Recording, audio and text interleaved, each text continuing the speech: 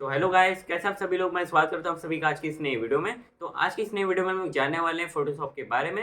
हाँ, adobe Photoshop के बारे में कि उसका इंटरफेस कैसे क्या है। हाँ, मतलब हम लोग उसके इंटरफेस को आज समझने वाले हैं और उसी के साथ हम लोग उसके कुछ बेसिक टूल्स को भी कवर करने वाले हैं और कैसे हम लोग वहाँ पर किसी फाइल को ओपन करते हैं, सेव करते हैं। हाँ, जैसे कि मैं आप सभी को ये चीज़ें बता रहा हूँ तो आप ऐसे समझ गए होंगे कि ये वीडियो बहुत ही बेसिक होने वाली है। तो आप इस वीडियो द्वारा अपने बेसिक्स को कवर कर सकते हैं और इस वीडियो में सिर्फ बेसिक्स को कवर करने वाला हूँ। तो ऐसे अगर आप मान लीजिए कि आप फोटोशॉप के अंदर एकदम बिगिनर हैं तो आपको भी इस वीडियो से हेल्प हो जाएगी। और ऐसे ही मैं धीरे धीरे फोटोशॉप की और वीडियोस अपने चैनल पे लाने वाला हूँ फ्यूचर में।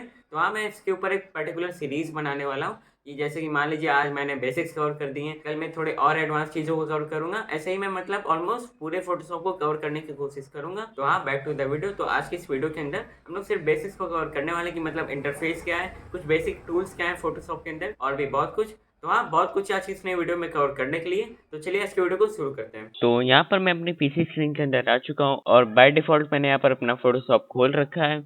तो जब भी हम लोग अपने फ़ोटोशॉप को पहली बार खोलते हैं तो हमें कुछ ऐसी स्क्रीन यहाँ पे दिखाई देती है। और हाँ, अगर आप यहाँ पे सोच रहे होंगे कि यहाँ पर ये दो चीज़ क्या दिखाई दे रही है, तो ये हमारे रिसेंट प्रोजेक्ट्स हैं जिसपे मैंने पहले वर्क कर रखा है। हाँ, प्रोजेक्ट्स यहाँ पे सुनने में ऐसा थोड़ा सा भारी शब्द लग रहा है, मैं यहाँ पर इसका थोड़ा सा सिंपल वर्जन ले लेता हूँ। हाँ, बेसिकली यहाँ पर ये दोनों ये इमेजेस हैं जिन पे पहले मैंने वर्क कर रखा है। ओके, तो जैसे कि मैंने यहाँ पर इस इमेज पे कुछ वर्क किया है और ऐसे ही मैंने यहाँ पर इस इमेज पे कुछ वर्क किया है। ओके, तो ये हमारे रिसेंट इमेजेस हैं जिस पे मैंने वर्क कर रखा है पहले। तो यहाँ पे वो चीज़ ऐसे दिखाई दे रही है। और बेसिकली ये जो फोटोशॉप खोलने के बाद हमें जो पहली स्क्रीन दिखाई देती है, ये हमारी होम स्क्रीन होती है। यहाँ पर ऐसे ये होम लिखा हुआ दिखाई दे रहा है, जैसे कि यहाँ पर हमें होम भी लिखा हुआ दिखाई दे रहा है। तो ये हमारी होम स्क्रीन है और यहाँ पर रिसेंट वाले एरिया पे हमारे जितने भी इमेजेस पे हम लोग वर्क कर रहे हैं या फिर हम लोग ने वर्क कर रखा है पहले, वो सारे इमेजेस हमें यहाँ पर ऐसे दिखाई देते हैं जिनको हम लोग प्रोजेक्ट्स बोलते हैं। ओके, तो ये है हमारा होम स्क्रीन। और अगर मान लीजिए आप फोटोशॉप का पेड वर्जन यूज कर रहे होते हैं तो यहाँ पर आपको और कुछ फीचर्स दिखते हैं, जैसे कि यहाँ पे लिखा होता है your files, shared with you या फिर लर्न का ऑप्शन। तो बेसिकली वो सारे फीचर्स हमें पेड वर्जन के संग देखने को मिल जाते हैं। वो सारे फीचर्स ऐसे एडोब क्लाउड से भी सिंक रहते हैं, लेकिन हमारे यहाँ पे एडोब फोटोशॉप वो वाला वर्जन है तो इसीलिए हमें वो सारे फीचर्स अभी दिखाई नहीं दे रहे। लेकिन हाँ, भले हमें यहाँ पर क्लाउड वाले फीचर्स दिखाई नहीं दे रहे, लेकिन हाँ, बाकी हमें फोटोशॉप के जितने एसेंशियल फीचर्स हैं वो सारे फीचर्स हमें यहाँ पे देखने को मिल जाएंगे। और अगर आप ये भी सोच रहे होंगे कि मैंने यहाँ पे कैसे वो वाला वर्जन इंस्टॉल किया है, और अगर आपको वो वाला वर्जन चाहिए तो हाँ, डिस्क्रिप्शन में आप जा सकते हैं और हाँ, वहाँ पर आप जो चीज़ की तलाश कर रहे हैं वो चीज़ आपको वहाँ पे मिल जाएगी। तो चलिए बैक टू द टॉपिक। तो ये है हमारी होम स्क्रीन और यहाँ पर रिसेंट्स वाले एरिया पे हम लोग जितने भी प्रोजेक्ट्स पे वर्क कर रहे होते हैं वो सारे प्रोजेक्ट्स हमें यहाँ पे दिखाई दे रहे होते हैं। और अब हम लोग बात कर लेते हैं मेन चीज़ की कि हमें यहाँ पर अपना वर्क स्पेस कहाँ देखने को मिलता है। हाँ, मतलब जहाँ पर हमें फोटोशॉप के टूल्स देखने को मिल जाते हैं वो चीज़ हमें कहाँ पे दिखाई देती है। तो वो सारी चीज़ों को हम लोग कैसे देखेंगे, तो उन सारी चीज़ों को देखने के लिए आपको यहाँ पे क्या करना है, ये आपको फोटोशॉप के इस आइकन पे क्लिक कर देना है। हाँ, मतलब इस आइकन पे क्लिक मत कर दीजिएगा, इस बड़े वाले आइकन पे हमें क्लिक कर देना है और यहाँ पर हमें हमारा वर्क स्पेस देखने को मिल जाएगा। तो बेसिकली ये चीज़ अभी यहाँ पे ब्लैंक क्यों है मैं ये बता देता हूँ, क्योंकि हमने यहाँ पर कुछ भी ऐसा इंपोर्ट नहीं कर रखा है तो इसलिए ये चीज़ अभी ब्लैंक दिखाई दे रही है। और जब भी आप ऐसे अपने वर्क स्पेस को पहली बार खोलते हैं तो यहाँ पर आपको ऐसे ढेर सारे टूल्स कोने में दिखाई दे जाते हैं। तो हाँ, अगर इनकेस आप एकदम न्यू है फोटोशॉप से तो आप अगर इसको पहली बार से खोलेंगे तो हाँ, कुछ लोग को ऐसा लग सकता है कि अरे यार, इतने सारे टूल्स हैं, मैं कहाँ से स्टार्ट करूँ या फिर किसको पहले सीखा जाए। तो हाँ, ये थोड़ा सा ऐसा कंफ्यूजिंग हो जाता है, लेकिन घबराइए नहीं, हम लोग आज की इस वीडियो के अंदर ऑलमोस्ट जितने भी यहाँ पर बेसिक टूल्स होते हैं उन सारे टूल्स को हम लोग कवर करने वाले हैं और जो यहाँ पर रिमेनिंग टूल्स बच जाएंगे उनको हम लोग आने वाले वीडियोस में कवर करेंगे। तो मतलब हम लोग धीरे धीरे सारी चीज़ों को कवर करने वाले हैं। तो पहले अभी तक हम लोग ने यहाँ पर क्या जाना कि ये हमारी वर्क स्पेस होती है और ये हमारी होम स्क्रीन होती है। तो वर्क स्पेस में जाने के लिए हम लोग इस आइकन पे क्लिक कर सकते हैं। तो अगर हमें यहाँ पर होम स्क्रीन पे जाना है तो हम लोग क्या करेंगे, तो ध्यान दीजिए मैं यहाँ पे क्या बोल रहा हूँ, होम स्क्रीन पे जाना है तो क्या करेंगे। तो होम का आइकन हमें यहाँ पे कहीं दिखाई दे रहा है, तो हाँ, हमें होम का आइकन यहाँ पे दिखाई दे रहा है। तो हम लोग इस होम वाले बटन को दबाएंगे तो हम लोग ऐसे होम स्क्रीन पे आ जाएंगे। तो ऐसे हम लोग यहाँ पर होम स्क्रीन पे आते हैं और इस आइकन पे अगर हम लोग क्लिक करेंगे, हाँ, फोटोशॉप वाले आइकन पे, तो हम लोग फोटोशॉप के वर्क स्पेस वाले एरिया पे चले जाएंगे। तो ऐसे हम लोग अपने होम स्क्रीन और वर्क स्पेस पे आते जाते रहते हैं। और फिर उसके बाद तो यहाँ पर हम लोग ने होम स्क्रीन और वर्क स्पेस की बात कर ली। तो देखिए, फोटोशॉप में हम लोग मेन क्या काम करते हैं कि हम लोग इमेज पे वर्क करते हैं। वर्क करने का मतलब हम लोग इमेज पे या फिर इमेज की चीज़ों को एडिट करते हैं, ठीक है। लेकिन अब बात आती है कि हम लोग यहाँ पे इमेज कैसे लाएं। तो इमेज लाने के लिए हम लोग क्या कर सकते हैं कि हम लोग अपने फाइल एक्सप्लोरर पे जाएंगे और फिर जहाँ पर भी हमने अपने इमेज को रखा हुआ है हम लोग वहाँ पर जाएंगे और उस इमेज को ऐसे उठाएंगे और उससे उठा के ऐसे अपने यहाँ पर इस ब्लैंक स्पेस में ऐसे ड्रॉप कर देंगे। ओके, सो ऐसे हमारी इमेज यहाँ पर एडअप हो जाती है। तो कुछ इस प्रकार हम लोग अपने इमेज को वर्कस्पेस में इंपोर्ट करते हैं। लेकिन मेरा यहाँ पर क्या कहना है कि क्या ये सही तरीका है इमेज को अपने वर्कस्पेस में इंपोर्ट करने का? तो मेरे हिसाब से ये तरीका सही नहीं है। तो सही तरीका ये है कि हम लोग पहले अपने होम स्क्रीन पे यहाँ पे आ जाते हैं। तो देखिए कभी भी हम लोग को इमेज को ऐड करना रहता है तो मतलब ऐसे नहीं कि मतलब फाइल एक्सप्लोरर में गए चीज़ों को उठा के ऐसे रख दिए, वो मेरे हिसाब से ऐसा गलत तरीका है। तो सही तरीका ये है कि हम लोग अपने होम स्क्रीन पे आकर न्यू फाइल वाले ऑप्शन पे आएंगे और यहाँ से हम लोग जिस भी चीज़ पे वर्क करने वाले हैं उसके हिसाब से हम लोग यहाँ पे अपना प्रीसेट सेलेक्ट करेंगे। प्रीसेट मतलब ये है कि मान लीजिए मुझे किस टाइप की इमेज पे वर्क करना है, किस टाइप की, मतलब मान लीजिए मैं उस इमेज को इंस्टाग्राम पे लगाऊंगा या फिर उसका थंबनेल बनाऊंगा या फिर मैं उसको A4 साइज में ऐसे लगाऊंगा पोस्टर बनाने के लिए, कुछ भी मतलब अपने वर्क के अकॉर्डिंग। तो हाँ, मतलब ये सारे ऑप्शन हमें देखने को मिल जाते हैं। जैसे अभी मैंने आखिरी में बोला कि मुझे A4 साइज की कोई चीज़ बनानी मतलब पोस्टर बनाने के लिए, तो मैं यहाँ पर अपने प्रिंट वाले एरिया पे आ जाता हूँ। तो यहाँ पे A4 का भी ऑप्शन देखने को मिल जाता है और ऐसे ही मतलब ढेर सारे प्रीसेट्स यहाँ पे बने बनाए रहते हैं। फिलहाल अभी मान लीजिए जैसे कि मुझे कोई थंबनेल बनाना है, तो थंबनेल बनाने के लिए हम लोग क्या कर सकते हैं कि आर्ट एंड इलिस्ट्रेशन वाले एरिया पे हम लोग आएंगे और यहाँ पर हम लोग इस 1080p वाले प्रीसेट को सिलेक्ट कर लेंगे, क्योंकि यहाँ पे हम नीचे देख सकते हैं कि यहाँ पे 1920 इंटू 1080 पिक्सल्स लिखे हुए हैं, जो कि यूट्यूब के थंबनेल के पिक्सल की साइज होती है। हाँ, मतलब आपको ऐसे कभी भी कंफ्यूजन रहे कि जैसे कि मान लीजिए आपको यूट्यूब की थंबनेल बनानी तो उसकी पिक्सल कितनी होनी चाहिए, तो ये सारी चीज़ आप अपना सर्च करके ऐसे, जैसे कि मान लीजिए यहाँ पे मैंने थंबनेल का बता दिया वो 1920 इंटू 1080p होती है। अगर मान लीजिए आपको चैनल बैनर बनाना है तो आप अपने ऐसे ब्राउजर पे लिख सकते हैं कि what is the size of YouTube channel banner, या फिर यूट्यूब बैनर ही लिख देंगे तो काम चल जाएगा। तो वहाँ पर जो भी आपको पिक्सल ऐसे वहाँ पे लिखी हुई दिखाई देगी आपको उसे यहाँ पर ऐसे अप्लाई कर देना है। अगर मान लीजिए उस पिक्सल के अकॉर्डिंग आपको यहाँ पे प्रीसेट नहीं मिल पा रहा तो आप क्या करेंगे कि आप इस एरिया पे आएंगे राइट साइड में, यहाँ पे प्रीसेट डिटेल्स में, यहाँ पर आप जैसे कि हमने एग्जांपल लिया था यूट्यूब चैनल बैनर का, आप उसके पिक्सल्स को यहाँ पे ऐसे लिख देंगे।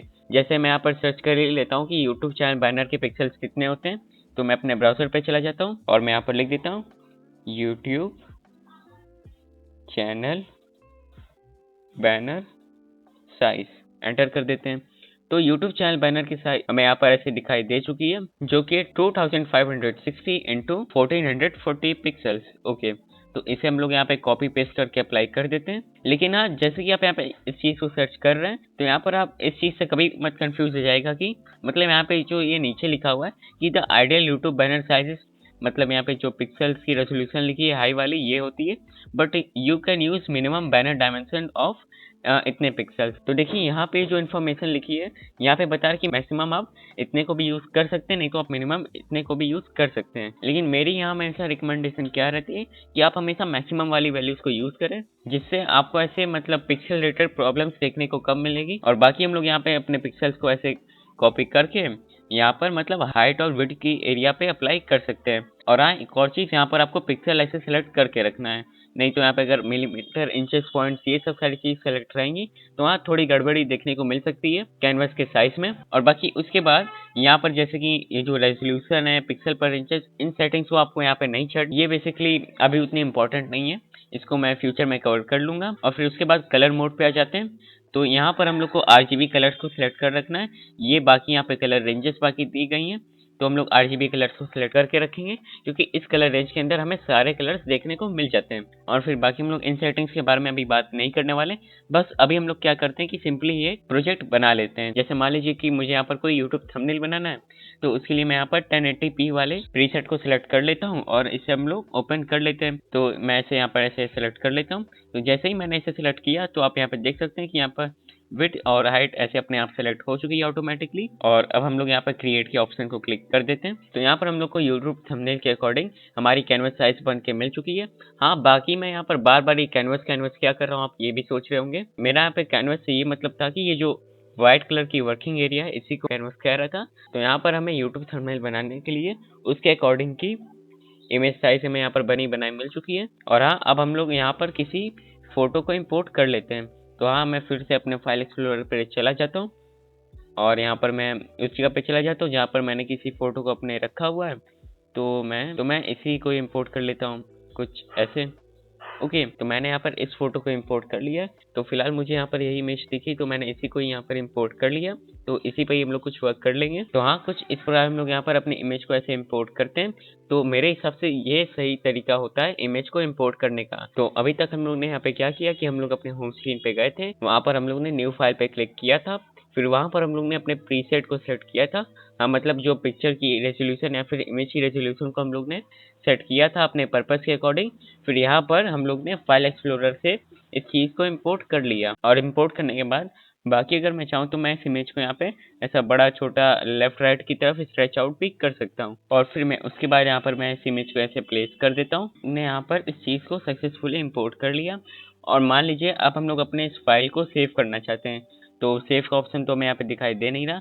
तो उसे हम लोग यहाँ पे करने के लिए हम लोग यहाँ पे फाइल वाले एरिया पे आ जाएंगे, और यहाँ पर हम लोग एकदम नीचे जाएंगे और यहाँ पे सेव वाले ऑप्शन पे चले जाएंगे। और जैसे ही आप यहाँ पे एक और चीज़ देख रहे होंगे कि मैं अगर इन ऑप्शंस के पास आ जा रहा हूँ, तो यहाँ पर कीबोर्ड शॉर्टकट्स भी इस चीज़ को करने के लिए लिखे हुए हैं। तो हाँ, इस चीज़ को आप चाहे तो याद कर सकते हैं। फिलहाल सच बताऊं तो जब मैं फोटोशॉप को पहली बार यूज़ कर रहा था, या फिर जब मैं अपने बिगिनिंग स्टेजेस में था, मैंने इन चीज़ों को कभी भी याद नहीं किया। मोस्टली मैं जो जो चीज़ को लाइक मोस्ट फ्रीक्वेंटली ऐसे यूज़ करता था, उसके शॉर्टकट को एक दो बार देख लेता था, और बाकी किसी भी चीज़ को आप बार बार ऐसे यूज़ करेंगे या फिर अप्लाई करेंगे, वो चीज़ आपको अपने आप ऐसे याद हो जाती है। तो ऐसी कोई ज़रूरत नहीं कि आप बैठ के इन सारे शॉर्टकट्स को यहाँ पे रटें। और अब हम लोग यहाँ पे अपने टॉपिक पे वापस आ जाते हैं कि हम लोग इसको सेव कैसे करेंगे। तो यहाँ पर अगर मैं सेव के ऑप्शन को क्लिक करता हूँ, तो ये यहाँ पर बता रहा है कि आप इसे मतलब कहाँ पे ऐसे कैसे सेव करना चाहेंगे अपने लोकल फाइल डायरेक्टरी में। मतलब इसे सिंपल भाषा में बोलूँ तो फाइल एक्सप्लोरर पे इसे आप कहाँ पर सेव करना चाहेंगे। तो आप ऐसे उसको मतलब ऐसे अपने फोल्डर के अकॉर्डिंग मतलब एरिया को, अपने पाथ को सिलेक्ट कर सकते हैं। और यहाँ से आप अपने फाइल नेम को भी ऐसे कुछ भी लिख सकते हैं। तो मैं यहाँ पर अपना कुछ फाइल नेम लिख देता हूँ। तो लिख देते हैं START स्टार्ट। तो हाँ, मतलब यहाँ से हम लोग की फोटोशॉप की स्टार्टिंग हो रही, तो मैं यहाँ पर इसे स्टार्ट नाम से सेव कर देता हूँ। और फिर उसके बाद यहाँ पर आप सेव एज टाइप के ऑप्शन को देख सकते हैं। तो ये क्या है कि मतलब आप इसे जब सेव करेंगे तो आप इसे किस फॉर्मेट में सेव करना चाहेंगे, तो उसे भी आप यहाँ से ऐसे सिलेक्ट कर सकते हैं। तो मैं इसे यहाँ पर फोटोशॉप PST वाले फॉर्मेट में सेव कर दूंगा। ये PST क्या होती है यहाँ पर, तो PST यहाँ पर फोटोशॉप डॉक्यूमेंट का शॉर्ट फॉर्म है। तो मैं इसे यहाँ पर ऐसे क्लिक कर देता हूँ और इसे सेव कर दूंगा। तो ये ऐसा PST फॉर्मेट में सेव हो जाएगी। और अब हम लोग इसे चेक कर लेते हैं कि वो चीज़ कैसे क्या दिखाई दे रही है। तो मैंने यहाँ पर अपने फाइल एक्सप्लोरर को यहाँ पे खोल लिया, और जो हम लोग ने यहाँ पर स्टार्ट वाली फाइल सेव की थी वो यहाँ पर ऐसे दिखाई दे रही है। तो मैं इसे यहाँ पर ऐसे खोल लेता हूँ। तो यहाँ पर बेसिकली यही फाइल है। तो ऐसे वो यहाँ पर ऐसे फिर से खुल गई है। तो ऐसे मतलब अभी कुछ समझ में नहीं आया, तो होम स्क्रीन पे जाते हैं। अब यहाँ पर हम लोग अपने स्टार्ट वाले फोल्डर को खोलते हैं। तो मैं ऐसे डबल क्लिक करता हूँ यहाँ पर, और ये लीजिए हमारी फाइल यहाँ पे ऐसे खुल गई फोटोशॉप के अंदर। ये बेसिकली तभी होता है कि जब आप किसी भी फाइल को PST फॉर्मेट में सेव करेंगे, या फिर आपकी कोई भी फाइल PST फॉर्मेट में ऐसे बनी बनाई रहेगी फाइल एक्सप्लोरर के अंदर, तो अगर आप उसे ऐसे खोलने जाएंगे तो वो ऑटोमेटिकली फोटोशॉप के अंदर ऐसे खुल जाएगी। और फिर इसके बाद मैं यहाँ पर एक बार फिर से फाइल वाले एरिया पे जाता हूँ, और यहाँ पर मैं सेव वाले ऑप्शन पे जाता हूँ। तो यहाँ पर मुझे सेव वाला ऑप्शन इनेबल दिख नहीं रहा, तो ऐसा क्यों है। तो देखिए, सेव वाले ऑप्शन का एक और क्या फीचर रहता है कि ये मतलब आपकी एक पहली कॉपी ऐसे बना देगा। पहली कॉपी मतलब मैं यहाँ पे क्या कह रहा हूँ कि ये आपकी पहली कॉपी मतलब कि एक आपकी एक पहले ऐसे नॉर्मल फाइल बना देगा। मान लीजिए आप इसके अंदर एक और कुछ करेक्शन लाना चाह रहे हैं। मान लीजिए जैसे कि मैं यहाँ पर कुछ भी ऐसा रैंडम सा ड्रॉ कर देता हूँ। तो मैं ब्रश टूल को ऐसे सिलेक्ट करता हूँ, और मैं यहाँ पर कुछ भी ऐसे मतलब खाचा खुची मचा देता हूँ। तो यहाँ पर मैंने फाइल में थोड़ा सा अपडेट क्या लाया कि मैंने यहाँ पर कुछ भी ऐसे ड्रॉ कर दिया। तो इस चीज़ को हम लोग कैसे अपडेट करेंगे, मतलब अपने लोकल कॉपी में। तो उसके लिए आप यहाँ पे क्या कर सकते हैं कि आप इसको अपने फाइल वाले एरिया में आके यहाँ पर ऐसे सेव कर सकते हैं। तो जब मैंने यहाँ पे सेव किया इसे, तो यहाँ पर मुझसे ये चीज़ नहीं पूछी गई कि इसे यहाँ पर कैसे क्या सेव करेंगे। तो ये चीज़ क्यों हुई, तो देखिए बेसिकली मैं इसे अच्छे से एक्सप्लेन करता हूँ। तो जब मैंने इस पर खाचा खुची मचाने के बाद सेव किया, तो बेसिकली क्या हुआ कि यहाँ पे जो हमारी लोकल फाइल वाले एरिया पे जो स्टार्ट वाली फाइल थी, ये फाइल अपडेट हो गई। अपडेट मतलब कि अब मैं इसे खोलूंगा तो यहाँ पे जो मैंने खाचा खुची मचाई हुई है ये चीज़ भी दिखेगी।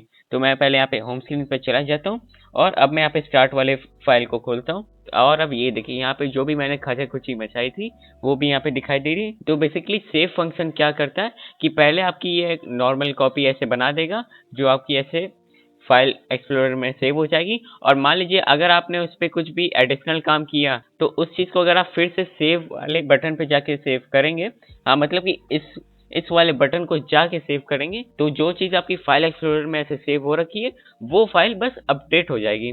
तो सेव फंक्शन का ये यूज है। और फिर उसके बाद अब हम लोग दूसरे सेव की बात कर लेते हैं। हाँ मतलब दूसरे सेव से मेरा यहाँ पे क्या है कि जैसे कि आप फाइल वाले एरिया पे जाते हैं तो एक यहाँ पे सेव का फंक्शन तो मैंने बता दिया कि ये आपकी प्रोजेक्ट की फर्स्ट कॉपी बनाने में हेल्प करती है, या फिर आप अपने फर्स्ट कॉपी में कुछ भी बाद में खुराफात मचाते हैं उसको अपडेट करने के लिए आप सेव का यूज करते हैं। तो देखिए सेव एज का क्या है कि मान लीजिए मैंने यहाँ पर इसी फाइल पे खाचा खुची मचाई तो यहाँ पर ऐसे दो फाइल नहीं बनी, मतलब कि जो पुरानी फाइल थी उस पे ये खाचा खुची वाली चीज अपडेट हो गई।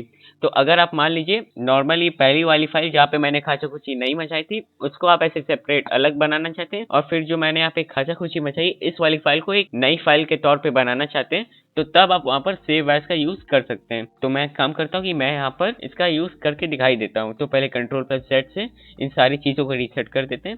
अरे मतलब इस फोटो को नहीं हटाना था। हाँ अब ठीक है। तो देखिए बेसिकली अभी मैंने क्या किया कि Ctrl+Z से अंडू किया और Ctrl+Shift+Z से रीडू किया। तो हाँ यही सेम फंक्शन DaVinci Resolve में भी वर्क करता है। तो अगर आपने मेरी DaVinci Resolve वाली सीरीज नहीं देखी तो आप उसे भी मेरे चैनल पर देख सकते हैं। हाँ वहाँ पर मैंने लगभग अपने हिसाब से कंप्लीट DaVinci Resolve के टूल्स को कवर कर दिया है कि कैसे क्या आप लोग वहाँ पे वीडियो एडिटिंग, कलर ग्रेडिंग करेंगे और भी बहुत सारी चीजें। तो अगर आप मेरे चैनल पे नए हैं तो आप उस चीज को भी एक बार चेकआउट कर सकते हैं। तो फिलहाल बैक टू द टॉपिक। तो यहाँ पर मैं सेव एज फंक्शन के बारे में बताने वाला था। तो जैसे कि यहाँ पर ये एक हमारी बेसिक फाइल है तो मुझे इसे सेव करना है। तो मैं यहाँ पर जाऊँगा, तो मैं यहाँ पर ऐसे फाइल में जाऊँगा, सेव पे क्लिक करूँगा और यहाँ पर ये चीज़ तो पहले से सेव थी। तो मैं यहाँ पे क्या करता हूँ कि मैं पहले कुछ ऐसे हल्का से यहाँ पे ड्रॉ कर लेता हूँ कुछ ऐसे। तो अब मैं इसे सेव करता हूँ पहले। तो फाइल पे जाते हैं, सेव पे क्लिक करते हैं। तो क्या करते हैं कि यहाँ पर हम लोग होम पे जाते हैं, न्यू फाइल पे चले आते हैं। तो यहाँ पर हम लोग यूट्यूब थंबनेल वाले प्रीसेट को सिलेक्ट करके एक नई फाइल बना लेते हैं। और यहाँ पर भी हम लोग उसी इमेज को इंपोर्ट करेंगे। उसको क्या किसी दूसरे इमेज को हम लोग इंपोर्ट कर लेते हैं, इसे इंपोर्ट कर लेते हैं। ओके डन पे क्लिक कर देते हैं। और यहाँ पर मैं पहले इसे सेव करना चाहता हूँ, ठीक है। तो मैं यहाँ पे फाइल पे जाऊँगा, सेव पे क्लिक करूँगा और यहाँ पर इसका नाम रख देते हैं COD1। ये यहाँ पर मैंने इसका ये नाम रख दिया है और इसे सेव कर देते हैं। और उसके बाद हमें यहाँ पर मैक्सिमम कंपैटिबिलिटी वाले ऑप्शन पे ओके प्रेस कर देना है। तो मैं यहाँ पर ओके प्रेस कर देता हूँ और ये चीज़ हमारी यहाँ पर सेव हो गई। मैं अपने फाइल एक्सप्लोरर पे चला जाता हूँ। तो ये देखिए COD1 नाम से ये चीज़ सेव हो गई। और अब मान लीजिए इसके बाद मैं यहाँ पर कुछ चित्रकारी कर देता हूँ, हाँ मतलब ड्राइंग कर देता हूँ। तो यहाँ पर ऐसे कुछ ड्रॉ कर देते हैं रैंडमली। और इस चीज़ को अब सेव करना है लेकिन हमें अपनी फाइल को अपडेट नहीं करना है। ध्यान से सुनिए कि इस चीज़ को हमें सेव करना है लेकिन फाइल को अपडेट नहीं करना है। तो इस सेपरेट फाइल को हम लोग कैसे सेव करेंगे? तो उसके लिए हम लोग यहाँ पे फाइल पे जाएंगे, सेव एज पे क्लिक करेंगे और यहाँ पे हम लोग कुछ भी नाम लिख देते हैं, COD2 लिख देते हैं। ओके और अब इसे सेव कर देते हैं और मैक्सिमम कंपैटिबिलिटी पे ओके हम लोग कर देते हैं। पहले इसे डू नॉट शो अगेन पे क्लिक कर देते हैं और अब ओके कर देते हैं, नहीं तो बार बार इसे करना थोड़ा सा इरिटेटिंग हो जाता है। तो अब हम लोग अपने फाइल एक्सप्लोरर पे आ जाते हैं और यहाँ पे अब देखिए COD1 एक अलग फाइल बन चुकी है, COD2 एक अलग फाइल बन चुकी है। तो ऐसे आप अपने फाइल के दो वेरिएंट्स को सेव कर सकते हैं। हाँ मतलब पहले में मान लीजिए आपने कुछ और चेंज किए और फिर उसके बाद आपने कोई और चेंज उस पर लाया तो उसको अलग से सेव करने के लिए आप सेव एज का यूज कर सकते हैं। और फिर उसके बाद मैं यहाँ पर इसे अंडू कर लेता हूँ Ctrl+Z। और फिर उसके बाद अब आप यहाँ पे कुछ ऐसा सोच रहे होंगे कि मैं यहाँ पर जो भी फाइल को सेव कर रहा हूँ ये कुछ ऐसे फोटोशॉप वाली फॉर्मेट में आ रही जो कि PST है, लेकिन हमें ऐसी फाइल फॉर्मेट चाहिए जो हम लोग अपने किसी भी डिवाइस पे खोल सकें। हाँ मतलब ऐसी लिमिटेशन न रहे कि फोटोशॉप रहेगी तभी हम उसे खोल पाएंगे, क्योंकि PST वाले में अभी तक यही हो पा रहा है ना। तो बेसिकली अगर शॉर्ट में बोलूँ तो आप कॉमन फाइल फॉर्मेट्स की तलाश में होंगे, जैसे कि JPEG। इन फाइल फॉर्मेट्स में आप चीज़ों को कैसे सेव करेंगे, JPEG, PNG in file formats में। तो उसे सेव करने के लिए आप यहाँ पे क्या करेंगे, क्या फाइल वाले एरिया पे जाएंगे और इस बार सेव एज अ कॉपी पे क्लिक करेंगे। तो जब यहाँ पर आप आएंगे तो यहाँ पर आप अपने फाइल नेम पे अपना फाइल नेम कुछ भी लिख सकते हैं। तो यहाँ पे लिख देते हैं कॉमन फाइल। ओके और सेव एज वाले टाइप पे जब आएंगे जहाँ पे हम लोग को अपना फाइल फॉर्मेट डिसाइड करना रहता है, तो यहाँ पर आपको फाइल फॉर्मेट की ढेर सारी वैरायटी मिल जाती है। आप जिसमें चाहे उसमें सेव कर सकते हैं। जैसे मोस्ट कॉमनली आप लोग JPEG और PNG पे ही जाएंगे। तो वो चीज़ यहाँ पर जेपैग यहाँ पे दिखाई दे रही है और जेपैग के भी यहाँ पे टाइप्स हैं। नहीं तो आप यहाँ पर पीएनजी को भी सिलेक्ट कर सकते हैं। तो मैं इसे अभी पीएनजी पे ही सिलेक्ट कर लेता हूँ और सेव कर लेता हूँ। और फिर उसके बाद यहाँ पर हम लोग से हमारी फाइल साइज पूछी जा रही है कि हम लोग अपनी फाइल साइज को कैसा रखना चाहेंगे, कम साइज वाली फाइल रखना चाहेंगे, मीडियम साइज या फिर बड़ी साइज। तो देखिए यहाँ पर जितनी बड़ी फाइल रहेगी उतनी जल्दी वो फाइल यहाँ पे सेव हो जाएगी। हाँ मतलब बहुत कम टाइम लगता है फाइल को सेव होने में, लेकिन फिर भी जितनी बड़ी फाइल रहेगी उतनी जल्दी वो फाइल सेव हो जाएगी। और उसी के साथ साथ जितनी बड़ी फाइल रहेगी उसकी क्वालिटी भी उतनी अच्छी रहेगी, आप ये भी समझ सकते हैं। तो मैं यहाँ पर लार्ज फाइल साइज पे क्लिक कर देता हूँ और ओके प्रेस कर देते हैं और अपने फाइल एक्सप्लोरर पे आ जाते हैं हम लोग। तो हम लोग ने अपने फाइल का नाम रखा था कॉमन फाइल, जो कि यहाँ पे आप पीएनजी फाइल फॉर्मेट में लिखी हुई देख सकते हैं। और अब हम लोग इसे ओपन भी कर लेते हैं। तो ये देखिए हमारी फाइल ऐसे सेव हो गई। तो कुछ इस प्रकार हम लोग अपने फाइल को अलग अलग तरह से सेव करते हैं। अलग अलग तरह का मतलब कि कब हम लोग क्या किस सेव वाले फंक्शन को यूज करते हैं अकॉर्डिंग टू द सर्कमस्टेंसेस और अकॉर्डिंग टू आवर नीड। और चलिए यहाँ पर मैंने आप सभी को बताया कि कैसे आप अपने फाइल को सेव करते हैं। तो बेसिकली आप मेरे इस स्क्रीन को देख पा रहे हैं, ये हमारा पूरा वर्क स्पेस कहलाता है। हाँ मतलब जहाँ पे हमारे टूल्स, कैनवस, पैनल्स दिखाई देते हैं। तो हम लोग एक एक करके वर्क स्पेस में जितनी चीजें आती हैं उन सारी चीजों के बारे में बात कर लेते हैं। तो सबसे पहले हमारे वर्क स्पेस में टूल्स आते हैं। टूल्स मतलब कि हम लोग लेफ्ट साइड से अगर राइट साइड की तरफ जाएंगे तो सबसे पहले में यहाँ पे टूल्स देखने को मिल जाते हैं। हाँ ये बेसिकली लाइन वाले ऑर्डर में भी अरेंज रहते हैं, नहीं तो आप उसको कलेक्टिवली ऐसे भी अरेंज कर सकते हैं। वो कैसे हम लोग करेंगे, आप यहाँ पे जो दो डॉट्स देख पा रहे हैं ना, अगर आप इस पे एक बार ऐसे क्लिक करेंगे तो ये ऐसे लाइन वाले मैनर पे अरेंज हो जाएंगे। और अगर आप इसको कलेक्टिवली ऊपर ही रखना चाहते हैं तो आप इस डॉट को फिर से क्लिक करिए, तो ये ऐसे मतलब अरेंज हो जाते हैं। और बाकी हम लोग टूल्स फाइल एरिया से हम लोग टूल्स को सिलेक्ट करके अपना काम करते हैं। जैसे कि मैं कुछ भी यहाँ पे रैंडम करके दिखा देता हूँ। जैसे कि मैं इसका सिलेक्शन बना लेता हूँ, तो यहाँ पर मैं ऑब्जेक्ट सिलेक्शन टूल पे क्लिक करूंगा और जो भी मुझे यहाँ पे सिलेक्शन बनाना है, जैसे कि मान लीजिए मुझे यहाँ पर कुछ एरिया का सिलेक्शन बनाना है, तो मैं यहाँ पे क्या करता हूँ कि मैं यहाँ पर लैसो टूल का यूज कर लेता हूँ। हाँ बेसिकली लैसो टूल से क्या होता है कि हम लोग किसी भी शेप में अपने सिलेक्शन को बना सकते हैं। जैसे कि मैं यहाँ पर सर्कुलर टाइप का बनाने की कोशिश करता हूँ, तो मैं इतने एरिया का सिलेक्शन बना लेता हूँ। ओके, तो ये हमारा सिलेक्शन ऐसे बन गया। तो बेसिकली हम लोग लैसो टूल से क्या कर सकते हैं कि अपना एक इंडिपेंडेंट सिलेक्शन बना सकते हैं, कि मतलब उसमें ऐसे लिमिटेशंस नहीं रहते कि हम लोग को ऐसा स्क्वायर या फिर रेक्टेंगल वाले शेप में ही अपना सिलेक्शन बनाना है। और हाँ अगर आप यहाँ पर ऑब्जेक्ट सिलेक्शन टूल पे आएंगे, अगर इससे आप सिलेक्शन बनाएंगे तो आपको अपना सिलेक्शन इन अ रेक्टेंगल या फिर इन अ स्क्वायर में ही ऐसे मतलब अपना सिलेक्शन बनाना रहता है। तो हाँ इससे बस यही लिमिटेशन आ जाती है कि आपको 4 वर्टिसेस के अंदर ही आपको अपना एक सिलेक्शन बनाना रहता है। तो ये तो बात हुई टूल्स एरिया के बारे में। हाँ मैं अभी और टूल्स को भी बाद में कवर करूंगा। और फिर उसके बाद यहाँ पर हमारा कैनवस एरिया आ जाता है। तो कैनवस एरिया क्या है कि ये जो व्हाइट कलर का एरिया आप देख पा रहे हैं, यहाँ पे हम लोग जो भी खुरापात मचाते हैं, जो चीज हमें यहाँ पे दिखती है, बेसिकली यही चीज हमारी कैनवस वाला एरिया है। और फिर उसके बाद हमारे यहाँ पे पैनल्स वाला एरिया आ जाता है। यहाँ पर हमें लेयर्स, प्रॉपर्टीज, एडजस्टमेंट्स मतलब ये सारी चीजें देखने को मिल जाती। तो देखिए बेसिकली वर्क स्पेस बस इन तीनों चीजों का बना हुआ रहता है। और फिर बाकी यहाँ पे हमें अलग अलग तरह के बार्स देखने को मिल जाते हैं। मतलब मैं ऊपर वाले एरिया को बार्स कहता हूँ। और फिर यहाँ पे मैं इन तीनों के बाद जो बची हुई चीज रहती है उनको मैं ऐसा बार्स में डिफरेंशिएट कर देता हूँ। तो चलिए मैं एक एक करके बार्स के बारे में भी बात कर लेता हूँ। तो सबसे पहले अगर हम यहाँ पे नीचे देखेंगे तो यहाँ पर हमें स्टेटस बार देखने को मिल जाता है। ये बेसिकली क्या है कि यहाँ पर आप अपनी इमेज को जितना भी जूम करेंगे या फिर आपकी इमेज की जो भी रेजोल्यूशन रहती है वो यहाँ पर ऐसी दिखाई देती है। रेजोल्यूशन मतलब कि जैसे कि जब हम लोग अपनी न्यू फाइल बना रहे थे तो याद करिए हम लोग ने प्रीसेट्स वाले एरिया पे आके पिक्सल्स को सिलेक्ट किया था। तो हाँ वही पिक्सल्स हमें यहाँ दिखाई देते हैं जो कि हमारे कैनवस की पिक्सल्स रहती हैं। और उसके बाद यहाँ पे जो परसेंटेज है ये क्या है, तो देखिए ये परसेंटेज क्या है कि ये हमारे जूम को दिखाई देता है कि हमारी कैनवस कितनी परसेंट तक अभी जूम हो रखी है फिलहाल। जैसे कि यहाँ पर मैं कंट्रोल को होल्ड करके और प्लस को प्रेस करते जाऊंगा तो ऐसे हमारी कैनवस जूम होते जाएगी। और अब देखिए ये 300% पे आ चुकी है, मतलब हमारी कैनवस 300% तक जूम हो चुकी है। और ऐसे ही मैं इसे और जूम ऐसे कर सकता हूँ जितना मैं चाहूँ तो। और जैसे कि मैंने इसको जब बहुत ही ज्यादा जूम कर दिया है तो यहाँ पर ये ग्रिड फिगर्स आपको ये दिखाई दे रहा है, ये हमारे पिक्सल्स हैं। हाँ पिक्सल से ही एक फोटो बनती है, मतलब ढेर सारे छोटे छोटे पिक्सल्स मिलकर एक फोटो बनाते हैं, फोटो या फिर इमेज। और अगर मान लीजिए मुझे जूम को कम करना है तो मैं यहाँ पे क्या करूंगा, तो मैं बस इसका उल्टा कंट्रोल को प्रेस करा रखूंगा और माइनस वाले बटन को अपने कीबोर्ड पे प्रेस करूंगा कुछ ऐसे, तो ये चीज जूम आउट हो जाएगी। तो ये 50% पे आ गई। और अब मैं इसे एक बार फिर से प्लस पे क्लिक करता हूँ। तो ये हमारी बेसिक कैनवस ज़ूम थी, तो इस पे मैं अभी यहाँ पे आ चुका हूँ। और बाकी आप स्टेटस बार को अपने हिसाब से ऐसे कस्टमाइज कर सकते हैं।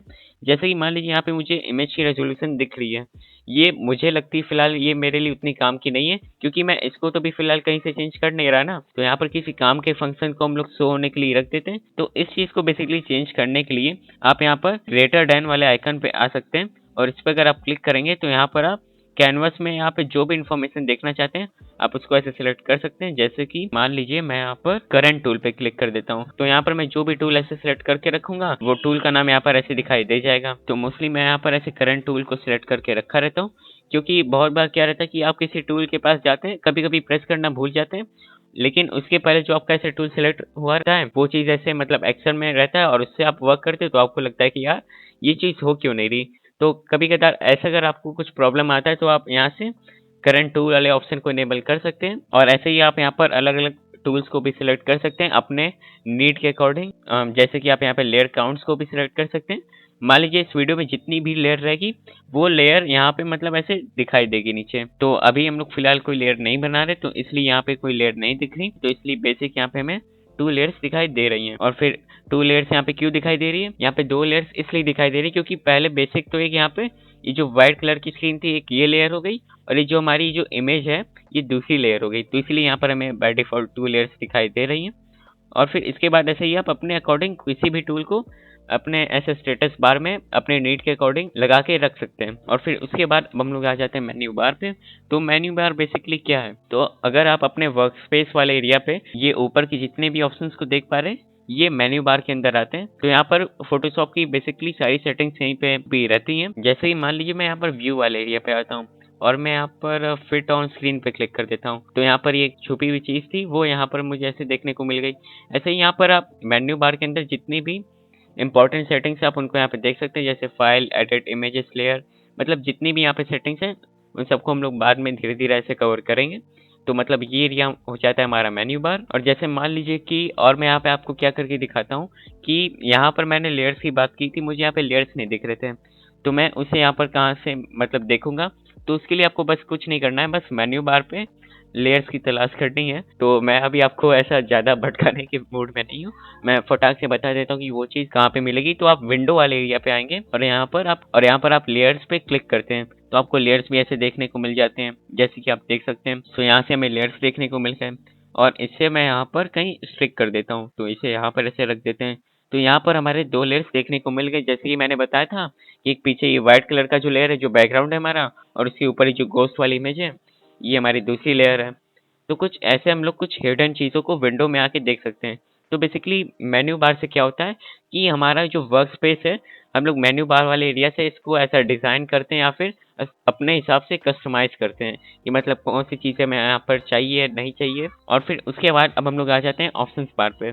तो ऑप्शंस बार क्या है और कहाँ दिखाई देता है, तो जैसे कि आप किसी भी टूल को सिलेक्ट करते हैं, जैसे कि मैं यहाँ पर ब्रश टूल को ही सिलेक्ट कर लेता हूँ, तो मुझे ब्रश टूल से रिलेटेड जितने भी ऑप्शन है वो मुझे यहाँ पर ऑप्शंस बार में दिखाई देते हैं। तो हमारा ऑप्शन बार बेसिकली यही एरिया है जहाँ पर हमें टूल से रिलेटेड उसके ऑप्शंस दिखाई देते हैं। तो ये हमारा ऑप्शंस बार हो गया। जैसे कि मैं यहाँ पर कुछ करके दिखाता हूँ, तो मैं यहाँ पर ब्रश से ऐसे कुछ पहले बना लेता हूँ और ओपेसिटी वाले वैल्यू को मान लीजिए मैं यहाँ पे कम करता हूँ, और अब मैं यहाँ पे कुछ बना के दिखाता हूँ। तो आप ऐसे देख सकते हैं कि मैं ब्रश से जो भी ड्रॉ कर रहा हूँ तो अब उस चीज़ की ओपेसिटी कम हो गई। तो हाँ, ऐसे ही आप ऑप्शन बार में किसी भी टूल से रिलेटेड उसके ऑप्शंस को छेड़छाड़ कर सकते हैं। तो बेसिकली वो ऑप्शंस बार हमारा यहीं पे लाइक करता है। और फिर उसके बाद अब हम लोग बात करने वाले वर्क स्पेस के बारे में। हाँ, मतलब पहले भी हम लोग ने वर्क स्पेस के बारे में बात की थी, अब थोड़ा सा और डिटेल में हम लोग घुसने वाले हैं। तो जैसे कि आप यहाँ पे मेरे वर्क स्पेस वाले स्क्रीन को देख पा रहे होंगे, तो क्या पता आपको ऐसा लग रहा हो कि यार मेरे में कोई चीज़ ऐसे यहाँ पे दिख रही है, आपके में वो चीज़ ऐसे नहीं दिख रही, या फिर आपके में कोई चीज़ ज़्यादा है मेरे में वो चीज़ नहीं दिख रही। तो ये चीज़ क्यों हो रही है और हम लोग कैसे सेम लेवल पे आए। सेम लेवल की मतलब कि जो चीज़ मुझे यहाँ पे क्या पता है ऐसे दिख पा रही, तो आप उसे यहाँ पे कैसे अवेलेबल करेंगे या फिर कैसे उसको अपने स्क्रीन के अंदर ले आएंगे, हाँ मतलब वर्क स्पेस के अंदर। तो उसके लिए आप क्या कर सकते हैं कि जैसे कि मैं क्या करता हूँ, मैं लेयर्स वाली चीज़ को यहाँ पे लाके ऐसे डिलीट कर देता हूँ। तो जैसे मैंने आपको पहले भी बताया था कि आप विंडोज़ वाले एरिया पे जाके ऐसे लेयर्स को ऐड कर सकते हैं, तो मैंने यहाँ पे ऐसे लेयर्स को ऐड कर लिया था। वैसे ही आप यहाँ पे इन केस किसी चीज़ को नहीं देख पा रहे हैं, आप उसको भी ऐसे मतलब आके ऐसे ऐड अप कर सकते हैं। जैसे कि यहाँ पे मैं एडजस्टमेंट्स वाले एरिया पे आ जाता हूँ और मैं इसको इधर ले आके ऐसे डिलीट कर देता हूँ। और फिर अब मान लीजिए जैसी मेरी हालत है वैसी आपकी हालत है करंटली, मतलब ये दोनों लोग को एडजस्टमेंट्स अभी दिखाई नहीं दे रहे हैं यहाँ पर। तो कभी भी कोई चीज़ आपको पैनल्स वाले एरिया पे ना दिखाई दे तो सिंपली आपको क्या करना है कि आपको विंडोज वाले एरिया पे आना। यहाँ पे आपको जो भी चीज़ मतलब ऐसे नहीं दिखाई दे रही या फिर जिसकी आपको नीड पड़ रही जो आपको यहाँ पे नहीं दिखाई दे रही, बस आपको क्या करना है उसको आपको ऐसे यहाँ पर मतलब खोज लेना कि क्या चीज़ नहीं दिखाई दे रही। जैसे कि एडजस्टमेंट्स मुझे नहीं दिखाई दे रहे हैं तो मैं इस पर क्लिक मारूंगा, ये एडजस्टमेंट्स मेरे को यहाँ पे दिखाई देने लगे और अब इस पे मैं यहाँ पे वर्क कर सकता हूँ। और इसको पैनल्स में ऐड करने के लिए मैं इसे यहाँ ले आता हूँ। और ऐसे ही मान लीजिए आपके वर्क स्पेस में कोई ऐसी अनवांटेड चीज़ है जिसको आप मतलब यूज नहीं करना चाहते या फिर आपके वो काम ही नहीं आती बेसिकली, तो आपको भी लगता होगा ना यार इसको मैं क्यों ऐसे रखा हुआ हूँ फालतू का, तो हाँ उस चीज को बस ऐसे आप बाहर निकाल के ऐसे डिलीट कर दीजिए। और ऐसे आपको कोई नई चीज चाहिए तो आप विंडोज पे आके उस चीज को ऐसे एडअप कर लीजिए। और बाकी जब आप फोटोशॉप पहली बार खोल रहे होंगे तो आपको जो मतलब यहाँ पे पैनल्स वाले एरिया पे जितनी चीजें स्टार्टिंग में दिखाई दे रही होंगी, अगर आपको वही सेम चीजें फिर से चाहिए तो आप कहाँ से लाएं, तो उसके लिए भी आप क्या कर सकते हैं, उसका एक शॉर्टकट है कि आप विंडोज पे जाइए और वर्क स्पेस पे जाइए और फिर आप एसेंशियल डिफॉल्ट्स पे आपको सिलेक्ट करके रखना है और उसके बाद रीसेट एसेंशियल्स पे आपको क्लिक कर देना है। तो जब आप पहली बार फोटोशॉप खोले होंगे तो आपको जितनी भी पैनल्स यहाँ पे दिखाई दे रही होंगी पहली बार वो सारी चीजें ऐसे यहाँ पे वापस दिख जाएंगी। और ऐसा ही आप चाहें तो अपना एक कस्टम वर्क स्पेस भी बना सकते हैं। वर्क स्पेस वाले एरिया पे आके न्यू वर्क स्पेस पर अगर आप जाएंगे तो हाँ यहाँ से आप मतलब एक अपने वर्क स्पेस का नाम दे के नया वर्क स्पेस बना सकते हैं। मतलब उसको अपने से आप अच्छे से कस्टमाइज कर सकते हैं कि कब आपको क्या यूज पड़ती है। जैसे मान लीजिए मैं नेम में लिख देता हूँ कि यहाँ पे थंबनेल मेकर, तो अगर मुझे डेडिकेटेड थंबनेल बनाने के लिए एक वर्कस्पेस चाहिए तो मैं उसका ऐसे नाम लिख लेता हूँ। जिन जिन चीज़ों का यूज़ पड़ता है मैं उन सारी चीज़ों को इस वर्कस्पेस में एडअप कर लूंगा।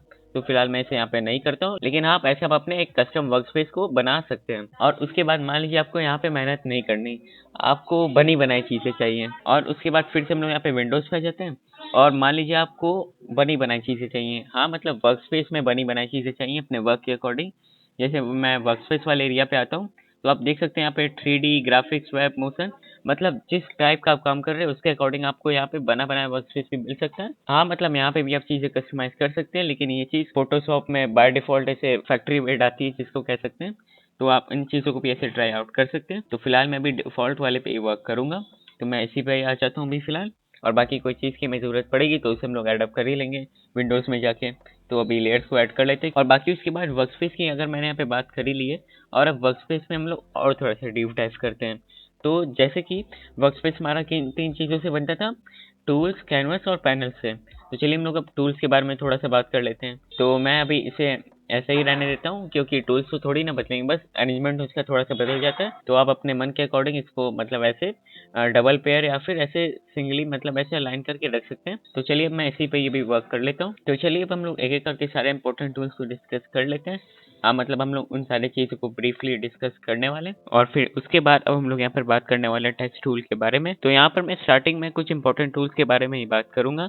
तो सबसे पहले मैं यहाँ पर टेक्स्ट टूल के बारे में बात कर लेता हूँ। तो यहाँ पर मैं टेक्स्ट टूल से इसलिए स्टार्ट कर रहा हूँ क्योंकि टेक्स्ट टूल यहाँ पे जो वर्क करता है वो जैसे कि आप किसी और एडिटिंग सॉफ्टवेयर में आप टेक्स्ट टूल को यूज़ किए होंगे, हाँ मतलब सेम ही फंक्शन यहाँ पर भी आपको देखने को मिल जाता है लगभग। लेकिन टेक्स्ट टूल को बताने से पहले मैं एक और चीज़ यहाँ पे बता देता हूँ।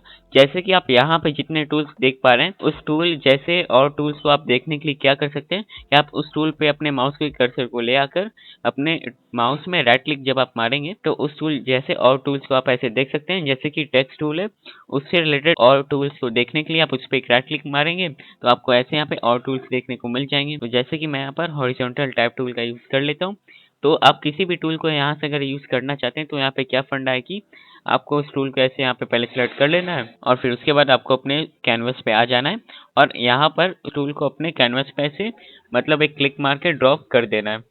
तो जब भी आप ऐसे अपने टेक्स्ट टूल को कैनवस में ले आएंगे तो यहाँ पर लॉरेम इप्सम नाम की चीज ऐसे लिखी हुई दिखाई देगी। तो हाँ अगर आप ऐसा बिगिनर है तो आप कभी भी टेक्स्ट टूल को यूज किए होंगे तो क्या पता कि आप ऐसे घबरा गए होंगे पहली बार कि यार मैंने टेक्स्ट टूल को यहाँ पर इम्पोर्ट किया तो यहाँ पर ये लॉरेम इप्सन तो मैंने कहीं कुछ लिखा नहीं, तो ये चीज यहाँ पे कैसे लिखी हुई दिखाई दे गई। तो हाँ ये चीज फोटोशॉप में सबको देखने को मिलती है, जो भी टेक्स्ट टूल को यूज करता है उसके में पहले लॉरेम इप्सम ही लिखा हुआ दिखाई देता है। तो हाँ हमें भी लॉरेम इप्सम पे वर्क नहीं करना है, हम यहाँ पे कुछ और लिख लेते हैं। तो मैं इसे अभी डिलीट कर देता हूँ और यहाँ पे लिख लेते हैं इसे तो इस लाइफ लिख लेते हैं। चलिए मैं आपको इसे लिख के दिखाता हूँ। तो हाँ बस अपने कीबोर्ड पे आपको यहाँ पे जो भी लिखना है उसे आपको पहले ऐसे टाइप कर लेना है एसेटो इज लाइव। तो मैंने यहाँ पर एसेटो इज लाइव लिखा है। और फिर उसके बाद जैसे कि मैंने बताया था ऑप्शन बार के बारे में कि आप यहाँ पे जिस भी टूल पे वर्क करेंगे उससे रिलेटेड आपको ऑप्शंस यहाँ पे दिखाई दे जाएंगे इधर ऑप्शंस बार में। तो जैसे कि मैं यहाँ पर ऑप्शंस बार में इस पहले ऑप्शन पे आ जाता हूँ, तो यहाँ पर हमें अपने टूल के फॉन्ट को सिलेक्ट करने का ऑप्शन मिल जाता है। और अगर आप चाहे तो अपने टूल के फॉन्ट को यहाँ ऊपर से, नहीं तो आप यहाँ नीचे से भी सिलेक्ट कर सकते हैं। जैसे कि आप देखिएगा कि मैं यहाँ पे जिस भी फॉन्ट पे जा रहा हूँ वो फॉन्ट आपको यहाँ पे भी लिखा हुआ ऐसे दिखाई दे जाएगा। तो यहाँ पर हम लोग किसी अच्छे से फॉन्ट पे चले आते हैं। तो मैं यहाँ पर मेड सोल मेज पे चला आता हूँ। तो इसी को हम लोग यहाँ पे क्लिक कर लेते हैं और फिर फॉन्ट वाले ऑप्शन के बाद यहाँ पे हमें जो रेगुलर लिखी हुई चीज दिखाई दे रही है, तो ये क्या है। तो जैसे कि आपका कोई स्पेसिफिक फॉन्ट है तो उसमें भी बहुत सारे वैरायटी आज के समय में देखने को मिल जाते हैं कि मतलब फॉन्ट इटैलिक है, बोल्ड है या फिर स्लैंटिंग है, मतलब फॉन्ट में भी जो वैरायटी देखने को मिल जाते हैं तो वो वैरायटी वाली सब डिवीजन फॉन्ट के बाद यहाँ पे ऐसे हमें देखने को मिल जाती है। जैसे कि हम लोग यहाँ पे चेक कर लेते हैं कि इसमें हमें कोई वैरायटी देखने को मिलती है कि नहीं, तो इसे हम लोग एक्सटेंड करते हैं। तो हाँ, मैं यहाँ पे इटैलिक देखने की वैरायटी मिल जाती है, तो इसे इटैलिक पे ये भी सिलेक्ट कर लेते हैं। और फिर उसके बाद हमें यहाँ पर टेक्स्ट के साइज को सेलेक्ट करने की चीज मिल जाती है। तो मैं इसे थोड़ा सा ऐसे बड़ा कर लेता हूँ, तो इसे 60 कर देते हैं। तो इतना ठीक है ये। और फिर उसके बाद यहाँ पर आप ऐसे ही अपने टेक्स्ट के अलाइनमेंट को भी एडजस्ट कर सकते हैं अपने हिसाब से। एडजस्ट मतलब कि कस्टमाइज कर सकते हैं। जैसे कि यहाँ पे सेंटर अलाइनमेंट है, लेफ्ट अलाइनमेंट है और राइट अलाइनमेंट है। तो मैं इसे अभी सेंटर पे ही रहने देता हूँ। सेंटर नहीं, जो अभी पहले था उसी पर रहने देते हैं। एक ही लाइन में लिखी हुई चीज है तो यहाँ पर अलाइनमेंट से कुछ खास फर्क पड़ने नहीं वाला। तो अभी हम लोग इसे ऐसे ही रहने देते हैं और यहाँ से हम लोग कलर को कस्टमाइज कर लेते हैं। तो यहाँ पर हम लोग इसे व्हाइट पे ले जाते हैं। तो इसे हम लोग यहाँ पे ले आते हैं, तो इसे हम लोग यहाँ पे व्हाइट कर देते हैं और ओके कर देते हैं। लेकिन ये चीज़ तो कैनवस के संग मिल गई, तो हम लोग कैनवस के कलर को चेंज कर लेते हैं। तो उसके लिए लेयर पे जाते हैं, हाँ बैकग्राउंड वाले लेयर पे, और यहाँ पर हम लोग बैकग्राउंड के ही कलर को चेंज कर लेते हैं। तो मैं यहाँ पर पेंट ब्रश वाले टूल से ही बैकग्राउंड पे ब्लू कलर कर देता हूँ। तो ब्लू को सिलेक्ट कर लेते हैं और यहाँ पर ओपेसिटी को एकदम हाई और इसके पॉइंटर को एकदम हम लोग बड़ा करने वाले हैं, और इसके पॉइंटर को हम लोग एकदम बड़ा कर लेते हैं और अपने पूरे कैनवस को हम लोग ब्लू कलर में चेंज कर देते हैं। तो ये देखिए एक बार में ब्लू कलर में ये चीज़ चेंज हो गई। ओके, तो अब हम लोग क्या करते हैं कि हम लोग टेक्स्ट टूल पे अपने आ जाते हैं वापस, और फिर उसके बाद हम लोग अपनी टेक्स्ट वाली लेयर पे आ जाते हैं और यहाँ पर हम लोग ने जो इसे तो इस लाइव लिखा है अभी इसको हम लोग ऐसे ही छोड़ देते हैं।